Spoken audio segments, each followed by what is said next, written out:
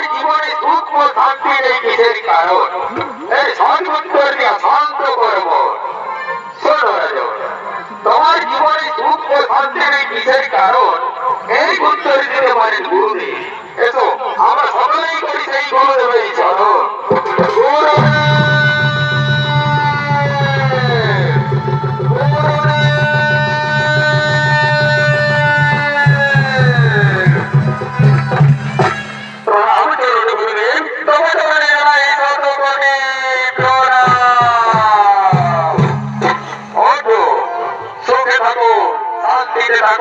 দীর্ঘজীবী হও রাজন।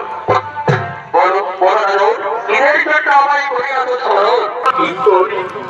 শোনো শোনো রাজন, এর জন্য আমাদের পুনরায় করতে হবে সেই গুরুদেবের স্মরণ। তিনি বলতে পারেনি আর কি বলো?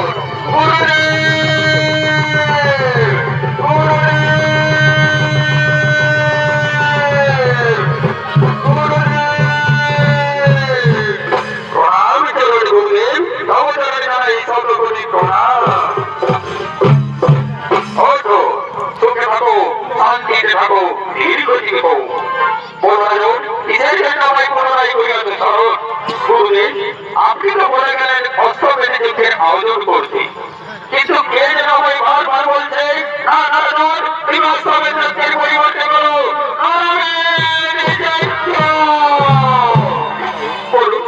গুরুদেব, এখন আমি কি করি? এই নরমের যুদ্ধ করতে হলে লাগবে একটি দ্বাদশ বর্ষের ব্রাহ্মণ সন্তান, এবং সে যেন হয় কৃষ্ণ ভক্ত। ঠিক আছে গুরুদেব, আমি দ্বাদশ বর্ষের ব্রাহ্মণ সন্তানের জোগাড় করবো। তাহলে এখন তুমি দ্বাদশ বর্ষের ব্রাহ্মণ সন্তান জোগাড় করো রাজন। আমি এখন আসি, আমি এখন আসি, আমি এখন আসি। ওই মন্ত্রী সেনাপতি, রাজ্যের ভাগ্যবারকে দিয়ে জানিয়ে দাও, যদি কারো বাড়িতে দ্বাদশ বর্ষের ব্রাহ্মণ সন্তান থাকে এবং সে যদি কৃষ্ণ ভক্ত হয়, তার পিতা যদি সেই সন্তানকে আমার কাছে বিক্রি করতে রাজি হয়, আমি তাকে 100 স্বর্ণ মুদ্রা ও 100 দুগ্ধবতিকায়